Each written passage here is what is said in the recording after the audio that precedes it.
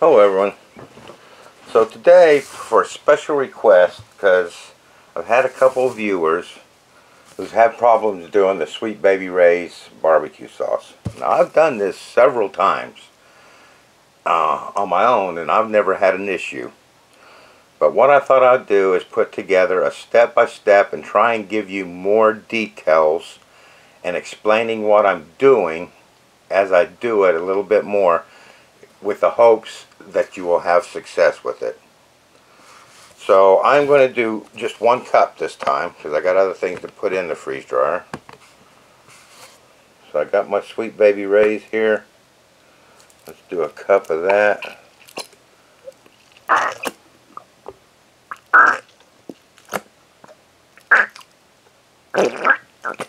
Alright, so that's 1 cup of Sweet Baby Rays right out of the jar.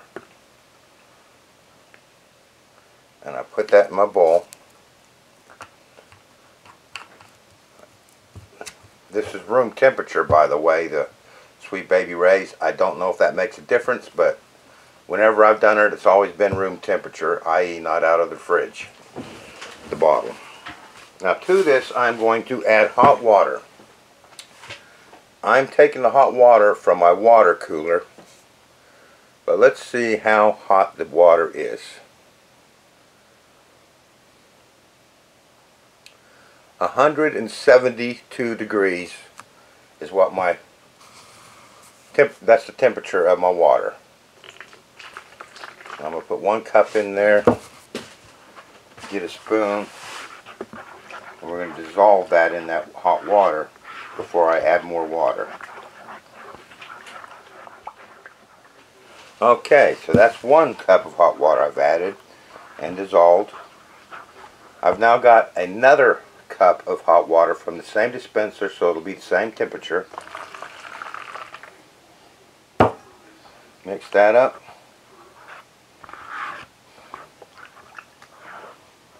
That's 2 cups of water. And we're going to add 3 cups of water, the 3rd cup. I'm just going to give a little stir inside my measuring cup to try and get rid of some of that excesses that's in there, get that into our sauce.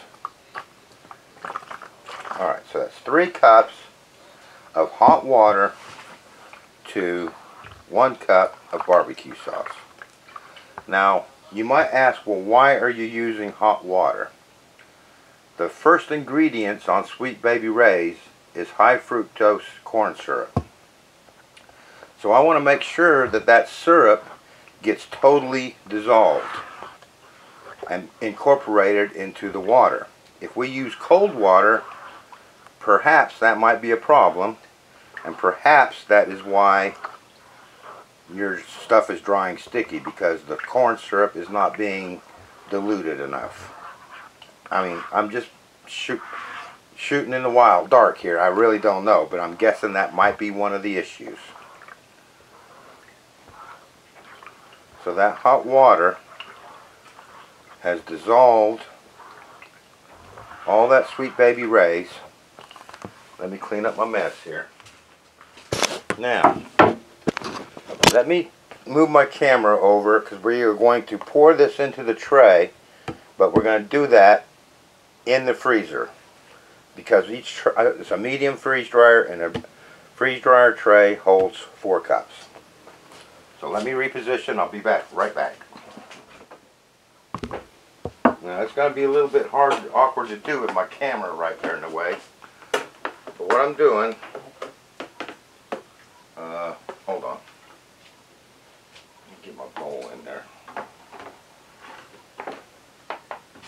What I'm going to do is use my ladle, keeping that stirred. Well, let's pull that tray out a little bit. And I'm just going to ladle that in on my tray.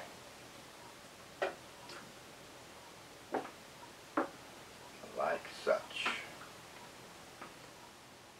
Okay, so that's all I can get out of the bowl. So I'm going to dump that bowl into that measuring cup. And then we'll just pour that into the tray as well.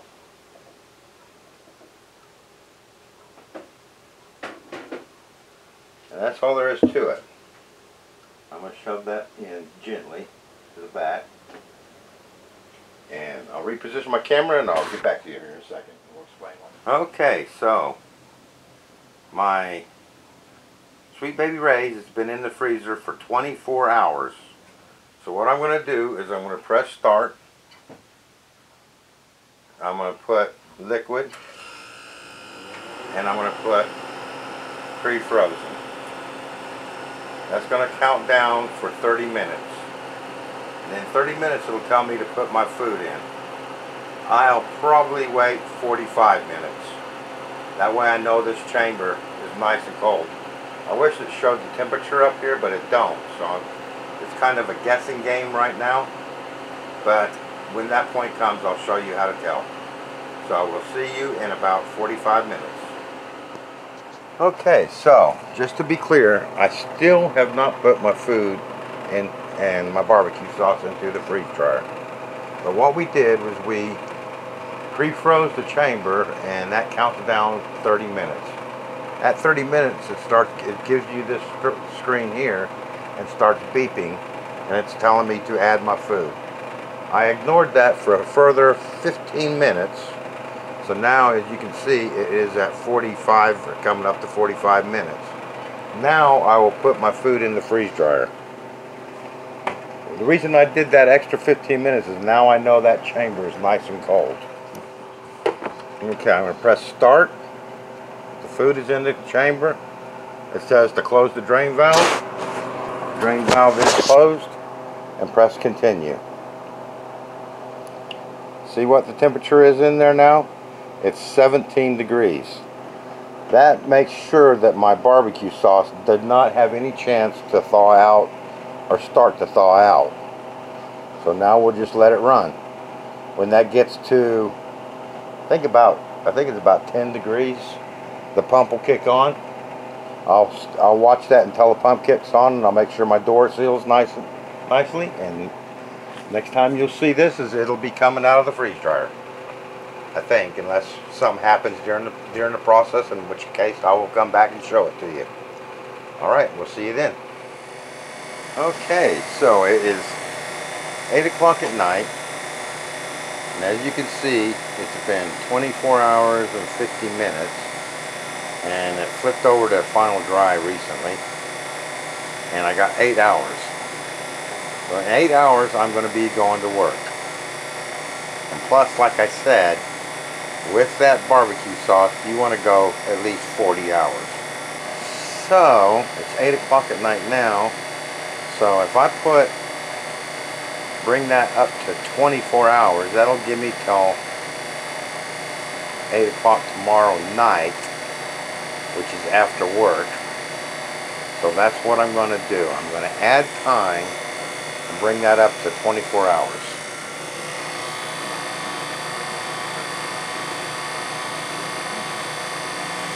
Alright, so I might not use all that 24 hours, but that gives me the full 24 hours. Gives me time to get home, get cleaned up, get relaxed, and then come in and check it out. So we will see you in a little bit. Okay, I've got home from work and cleaned up, and now I'm ready to take these out of the freeze dryer. So this is my Sweet Baby Rays. So let's see, it's been 46 hours, and I'm going to press cancel,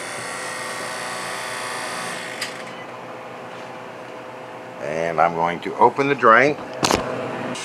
Now I'm going to leave this running until I make sure everything's dry. Once I'm satisfied that everything's dry, I can turn it off.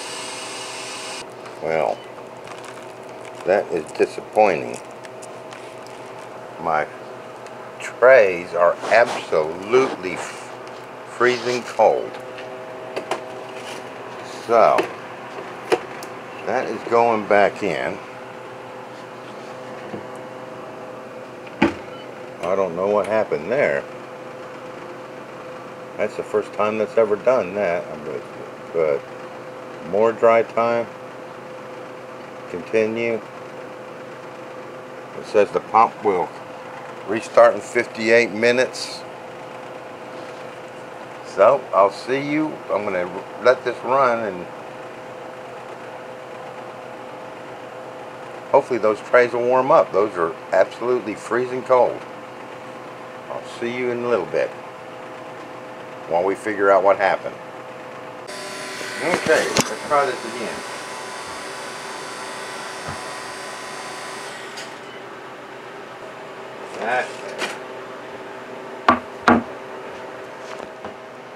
Alright, let's see what the results is here.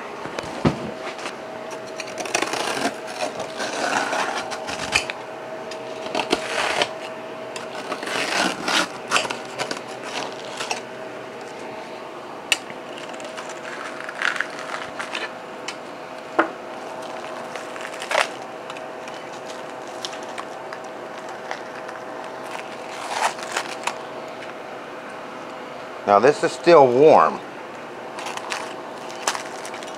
so it has just a little bit of play to it. So if that's what you're worried about, let it cool down a little bit and see if it hardens up. But I think this is cool enough to powderize.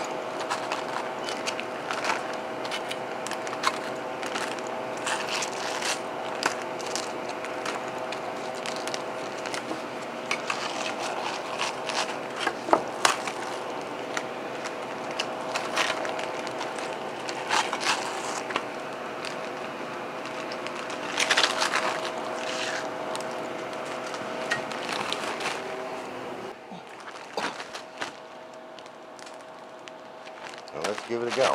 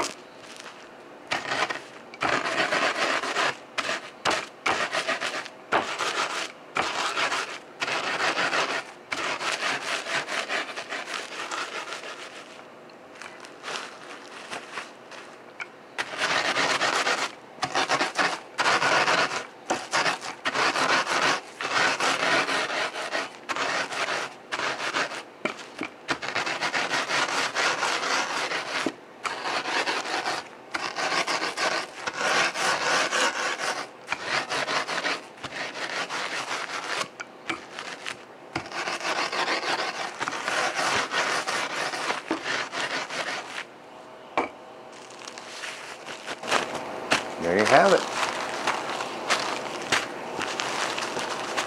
Powderized Sweet Baby Rays. So this was 1 cup. So I'm going to use my little meal pouch. That was 1 cup of barbecue sauce in its natural state. So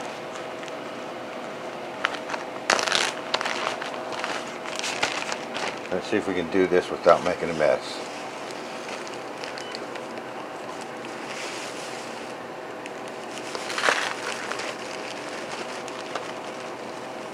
There you go. Perfecto. Now,